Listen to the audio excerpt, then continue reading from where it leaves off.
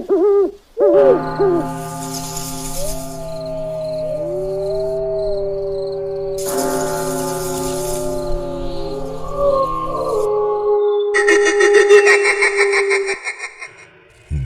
ready to be scared with Bhoy.com.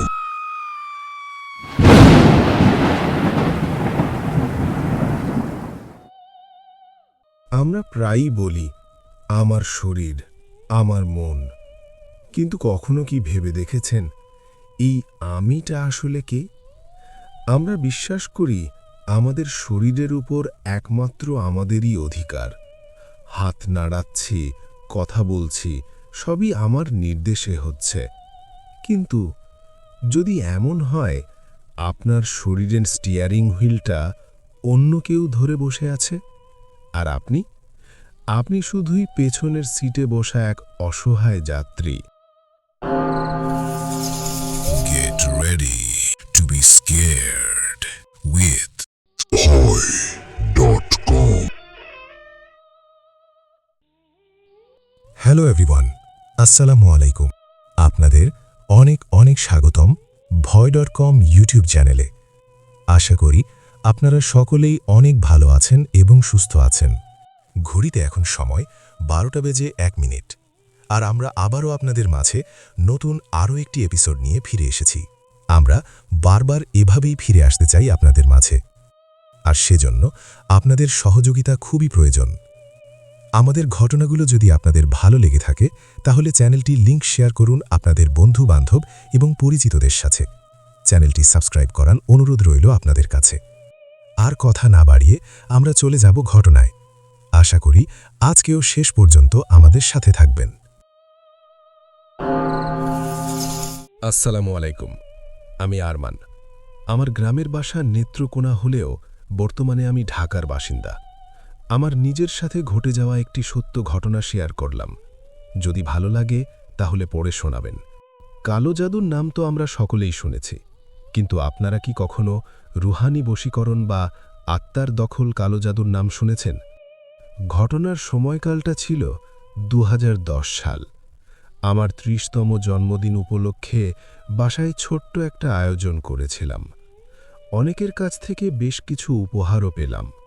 সেসব উপহারের মধ্যে একটা উপহার ছিল বেশ অদ্ভুত, আর সেটা ছিল কাঠের তৈরি বড় একটা আয়না।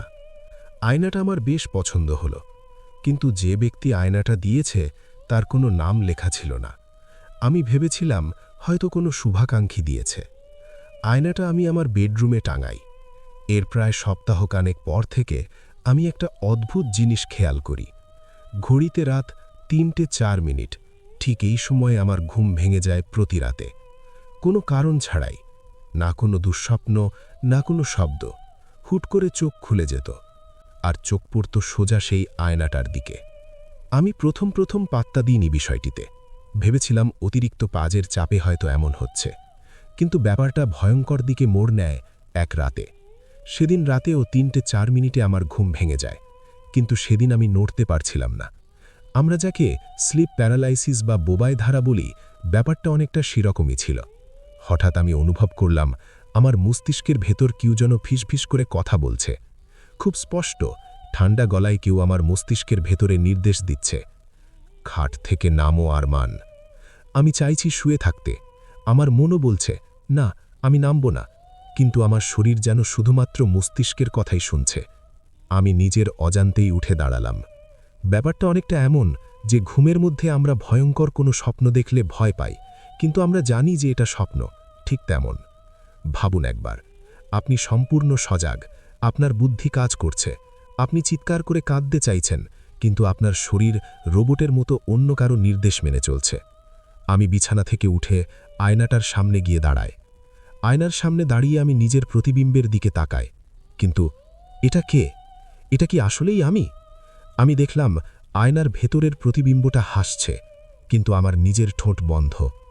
আয়নার ভেতরে আমার প্রতিবিম্বের চোখ দুটো ঘোলাটে এবং মৃত মাছের মতো সাদা। তারপর আর কিছু মনে নেই। সকালে আমার স্ত্রী আমাকে ফ্লোরে অজ্ঞান অবস্থায় আবিষ্কার করে। আমার হাতে ছিল কাঁচ ভাঙার গভীর ক্ষত। আমি আয়নাটার দিকে তাকিয়ে বুঝতে পারি যে আমি আয়নাটায় খালি হাতে ঘুষি মেরে ভেঙে ফেলেছি। আমি একজন ডাক্তারের শরণাপন্ন হই এবং তাকে সব ঘটনা খুলে বলি। সবকিছু শুনে ডাক্তার কিছু পরীক্ষা নিরীক্ষা করার পর বলেন, এটা ডিসোসিয়েটিভ আইডেন্টিটি ডিসঅর্ডার বা ডুয়েল পার্সোনালিটি। অতিরিক্ত স্ট্রেস থেকে নাকি এমনটা হয়। কিন্তু আমার কেন জানি না বিশ্বাস হলো না। আমার মনে আছে, রাতে যখন আয়নার সামনে দাঁড়িয়েছিলাম, আমি খুব কটু, পচা মাংস আর পোড়া ধূপের মতো কিছুর গন্ধ পেয়েছিলাম। এটা কি কোনো মানসিক রোগের লক্ষণ হতে পারে? আমি বুঝতে পারি আয়নাটার মধ্যে কোনো রহস্য লুকিয়ে আছে। আমি সেই ভাঙা আয়নার ফ্রেমটা নিয়ে একজন পরিচিত অ্যান্টিক এক্সপার্টের কাছে যাই, আর সেখান থেকেই বেরিয়ে আসে আসল রহস্য। আয়নার পেছনের কাঠের ফ্রেমে খুব সূক্ষ্ম করে খোদাই করা ছিল কিছু অদ্ভুত নকশা। সাধারণ চোখে দেখে মনে হবে ওটা কাঠের ডিজাইন, কিন্তু ওগুলো আসলে ছিল প্রাচীন হিব্রু এবং আরবি ভাষার মিশালে লেখা কিছু সাংকেতিক লিপি।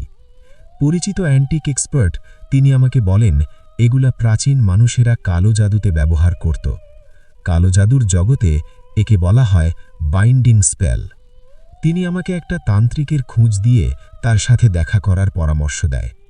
আমি তান্ত্রিকের কাছে গিয়ে সব ঘটনা বলার পর তিনি তার শক্তি বলে খোঁজ নিয়ে জানতে পারেন আমার উপর ভয়ঙ্কর কালো জাদু ছায়া বশীকরণ করা হয়েছে। এই কালো জাদুর মাধ্যমে নাকি কোনো ব্যক্তির ব্যবহৃত জিনিস বা তার প্রতিবিম্বকে ব্যবহার করে তার অবচেতন মনকে বা সাবকনশিয়াস মাইন্ডকে হ্যাক করা হয়। যিনি জাদু করেন তিনি অনেক দূরে বসে মন্ত্র বা বিশেষ রিচুয়ালের মাধ্যমে ভিকটিমের মনের দখল নিতে পারে।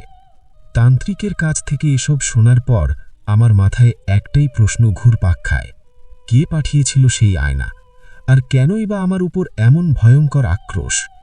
আমি তান্ত্রিকের কাছে জানতে চাইলাম কে করেছে এই কাজ। তান্ত্রিক সেদিন রাতটুকু সময় চেয়ে পরের দিন মাগরিববাদ তার সাথে দেখা করতে বলে। আমি তান্ত্রিকের কথা মতো পরের দিন মাগরিববাদ তান্ত্রিকের কাছে গেলে তিনি আমাকে বলে, তোর উপর এই কালো জাদু করা ব্যক্তিটির নাম রাশেদ। তান্ত্রিকের কথায় আমি হতবাক হয়ে যাই। রাশেদ? আমি তাকে খুব ভালো করে চিনি। সে আর কেউ নয়, আমার নিজের আপন খালাতো ভাই এবং বিজনেস পার্টনার, যার সাথে আমি ছোটবেলায় একই প্লেটে ভাত খেয়েছি, যার বিপদে আমি লাখ লাখ টাকা দিয়ে সাহায্য করেছি, সেই রাশেদ। আমি তান্ত্রিকের কাছে কালো জাদু করার কারণ এবং সেটা থেকে বাঁচার উপায় জানতে চাইলে সে বলে, তোকে আমি যেখানে যেতে বলবো সেখানে গেলে তুই তোর উত্তর পেয়ে যাবি, আর সেখানে কিছু জিনিস পাবি, সেগুলো আমার কাছে নিয়ে আসবি। তারপর আমি তোর উপর থেকে এই কালো জাদু কাটাতে সক্ষম হব। তান্ত্রিক আমাকে রাশেদের বাসায় যেতে বলে এবং বলে যে রাশেদের স্টাডি রুমের আলমারির পেছনে একটা ছোট লাল রঙের ব্যাগ রাখা আছে, ব্যাগটি তার কাছে নিয়ে যেতে। আমি পরের দিন সকালে রাশেদের বাসায় যাই। ঠিক যে সময় রাশেদ বাসা থেকে বের হয় তার আধ ঘন্টা পর। রাশেদের বাসায় গিয়ে খালাকে সালাম দিয়ে জিজ্ঞাসা করি যে রাশেদ কোথায়, একটা জরুরি কাজে ফোন করছি কিন্তু রিসিভ করছে না। খালা আমাকে জানায় রাশেদ কিছুক্ষণ আগেই বের হয়েছে। আমি তখন খালার কাছে চা খেতে চাওয়ায় খালা রান্নাঘরে চা বানাতে চলে যায় আর আমাকে বুঝতে বলে। আমি এই সুযোগে রাশেদের স্টাডি রুমে যাই আর আলমারির পেছনে তাকাতেই একটি ছোট লাল রঙের ব্যাগ দেখতে পাই। আমি তাড়াতাড়ি ব্যাগটা নিয়ে বাসার মেন গেটের বাইরে একপাশে রেখে আবার ভেতরে গিয়ে সোফায় বসে পড়ি। কিছুক্ষণ পর খালা এসে আমাকে চা দেয়। আমি কোনোরকম চাটা শেষ করে দ্রুত খালার কাছ থেকে বিদায় নিয়ে বের হয়ে যাই। তারপর সেই ব্যাগটা নিয়ে তান্ত্রিকের কাছে গেলে তান্ত্রিক কিছু মন্ত্র পড়ে ব্যাগটা খোলে। ব্যাগ খোলার পর সেখানে আমরা যা যা পাই তা হলো আমার একটি পুরনো পাসপোর্ট সাইজের ছবি, ছবির চোখের জায়গায় পিন দিয়ে ফুটো করা, আর ছবির ঠিক সামনে একটা মাটির পুতুল রাখা, যার হাত পা কালো সুতো দিয়ে শক্ত করে বাঁধা। পুতুলটার গলার কাছে ধারালো কিছু দিয়ে চিরে রাখা, আর পুতুলটার শরীরে একটা কাগজ মোড়ানো। কাগজটা খুলে লেখাগুলো পড়া শুরু করি। সেখানে লেখা ছিল কেন রাশেদ এই কাজ করেছে। কারণটা বিশ্বাস হবার মতো নয়, টাকা নয়, জমি জমা নয়। কারণটা ছিল ঈর্ষা বা জেলাসি। রাশেদ লিখেছে, আরমান সব সময় সেরা, ক্লাসে সেরা, চাকরিতে সেরা, ব্যবসায় সেরা। সবাই আরমানের প্রশংসা করে, আমি শুধু তার ছায়া হয়ে বেঁচে আছি। আমি চাই না আরমান মরে যাক, আমি চাই আরমান পাগল হয়ে যাক, ও তিলে তিলে শেষ হোক, ওর মেধা, ওর বুদ্ধি সব পচে যাক। ও রাস্তায় পাগল হয়ে ঘুরবে আর আমি ওর দিকে তাকিয়ে করুণা করব, সেটাই হবে আমার শান্তি। রাশেদ কালো জাদুর এক তান্ত্রিককে মোটা অঙ্কের টাকা দিয়ে ওই আয়নাটা তৈরি করিয়েছিল। সে রাশেদকে বলেছিল, প্রতিদিন রাতে ওই আয়নায় তাকালে আমার জীবনী শক্তি একটু একটু করে শুষে নেওয়া হবে। তারপর তান্ত্রিক বিভিন্ন রিচুয়ালের মাধ্যমে সমস্ত কিছু নষ্ট করে দেয়। তারপর থেকে আমার সাথে আর কোনো অস্বাভাবিক কিছু ঘটেনি। এই বলে তিনি তার ঘটনা শেষ করেছেন। ঘটনাটা পড়ার পরে আমার মনে হয় যে ভূত প্রেত বা জিন ভয়ঙ্কর হতে পারে, কিন্তু মানুষের মনের ভেতরে যে হিংসা লুকিয়ে থাকে তার চেয়ে কালো আর ভয়ঙ্কর জাদু এই পৃথিবীতে আর কিছুই নেই। জিন ভূত হয়তো আপনাকে ভয় দেখাবে, কিন্তু হিংসুক মানুষ, সে আপনাকে হাসি মুখে শেষ করে দেবে। ঘটনাটি আপনাদের কেমন লেগেছে কমেন্টের মাধ্যমে জানাতে ভুলবেন না। যদি ভালো লেগে থাকে তাহলে লিঙ্কটি শেয়ার করুন আপনার বন্ধু-বান্ধব এবং পরিচিতদের সাথে। এমন আরও ঘটনার জন্য চ্যানেলটি সাবস্ক্রাইব করুন। আমাদের সাথে ঘটনা শেয়ার করতে চাইলে মেইল করুন bhoy.com.story@gmail.com এ। আমরা চলে যাব আমাদের পরবর্তী ঘটনায়। Get ready to be scared with bhoy.com. Welcome back. আপনারা শুনছেন ভয়.com। যেভাবে লেখা আছে আমি সেভাবেই পড়ছি।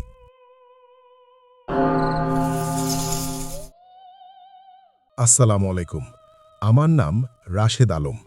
কিছু কারণবশত স্থানের নাম উল্লেখ করছি না। ঘটনাটি আমি আমার দাদার কাছ থেকে শুনেছি। আমার চাচার সাথে ঘটে যাওয়া ঘটনা এটা। আমার চাচার নাম রেজাউল। দাদা আমাকে ঘটনাটি যেভাবে বলেছিল আমি সেভাবেই উপস্থাপন করছি।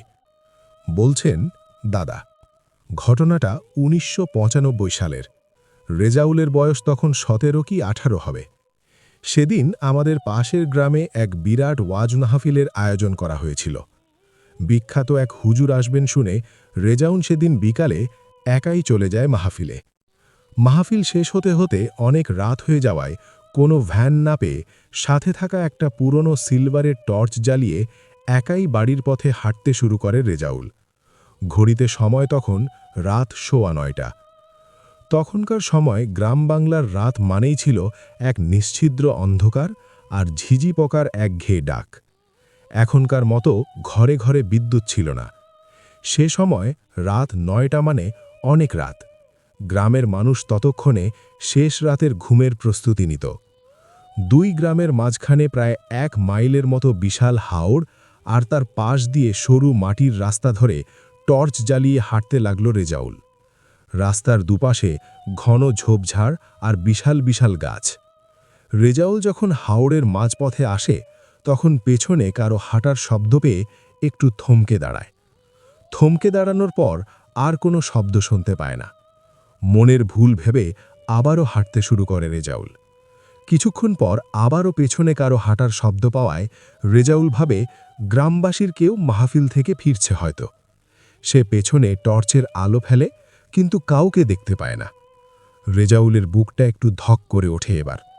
হাঁটার গতি বাড়িয়ে দিয়ে সামনের দিকে এগোতেই রেজাউলের মনে পড়ে যায় সামনে থাকা পুরনো শ্মশান ঘাট আর তার পাশের বিশাল একজোড়া বটগাছের কথা। জায়গাটা দিনের বেলাতেই ভয়ঙ্কর লাগে, আর এখন তো গভীর রাত। কিছুক্ষণ হাঁটার পর দূরে সেই বটগাছটা দেখতে পায় রেজাউল। বটগাছটা তার ডালপালা ছড়িয়ে রাস্তার উপর ঝুঁকে আছে। রেজাউল বটগাছটার সামনে আসতেই হঠাৎ ভ্যাপসা একটা পচা গন্ধ পায় নাকে, ঠিক যেমন পচা মাছ বা মরা পশুর গন্ধ হয় তেমন।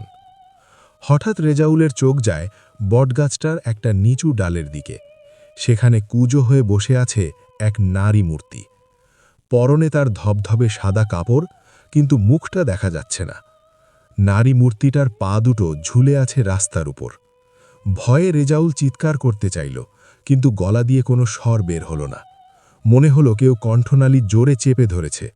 রেজাউল দৌড় দেওয়ার চেষ্টা করে, কিন্তু পারে না। পা দুটো যেন মাটির সাথে গেঁথে গেছে। এমন সময় ওপর থেকে সেই নারী মূর্তিটা খিলখিল করে হেসে ওঠে। রেজাউলের দিকে তাকিয়ে নারী মূর্তিটা বলে ওঠে, এত রাতে যাস কই রে খোকা, আমাকে তোর সাথে নিবি? এই কথা বলে নারী মূর্তিটা রেজাউলের দিকে হাত বাড়ায়। রেজাউল দেখে নারী মূর্তির হাত দুটো লম্বালম্বিভাবে ওর কাঁধের দিকে নেমে আসছে। তার হাতের নখগুলো অন্তত 1 ইঞ্চি লম্বা আর কুচকুচে কালো। চরম আতঙ্কে রেজাউল আয়াতুল কুরসি বিড়বিড় করে পড়তে শুরু করে। জান প্রাণ বাজি রেখে শরীরের সর্বশক্তি দিয়ে দৌড় দেয়। দৌড়াতে দৌড়াতে রেজাউল বাড়ির উঠোনে এসে চিৎকার করে ওর মাকে ডাক দিয়ে অজ্ঞান হয়ে যায়। চিৎকার শুনে ওর মা দরজা খুললে দেখে রেজাউল উঠোনে পড়ে আছে। ওর সারা শরীর ঘামে ভেজা। পরের দিন সকালে রেজাউলের জ্ঞান ফিরলে ওর সাথে কি হয়েছে জানতে চাওয়ায় ও সব ঘটনা খুলে বলে। সেদিন দুপুর থেকে রেজাউলের প্রবল জ্বর আসে। জ্বরের ঘোরে অসংলগ্ন কথা বলে আর থেকে থেকে আতকে ওঠে। এসব দেখে আমি আমাদের গ্রামের একজন কবিরাজকে বাসায় নিয়ে আসি। কবিরাজ ঝাড়ফুঁক করার পর রেজাউল কিছুটা সুস্থ হয়। কবিরাজ তখন বলে, রেজাউল খুব অল্পের জন্য বেঁচে গেছে। ওটা ছিল একটা শাকচুন্নি। সে ওই বটগাছে ডেরা গেড়েছে বহু বছর ধরে। আমি একটা তাবিজ দিচ্ছি, এটা ওর হাতে পরিয়ে দেবেন, আর সমস্যা হবে না। পরের দিন সকালেই রেজাউলের জ্বর কমে যায় এবং সম্পূর্ণ সুস্থ স্বাভাবিক হয়ে ওঠে। এই বলে তিনি তার ঘটনা শেষ করেছেন। ঘটনাটি আপনাদের কেমন লেগেছে কমেন্টের মাধ্যমে জানাতে ভুলবেন না। যদি ভালো লেগে থাকে তাহলে লিঙ্কটি শেয়ার করুন আপনার বন্ধু-বান্ধব এবং পরিচিতদের সাথে। এমন আরও ঘটনার জন্য চ্যানেলটি সাবস্ক্রাইব করুন। আমাদের সাথে ঘটনা শেয়ার করতে চাইলে মেইল করুন ভয়.com.story@gmail.com-এ।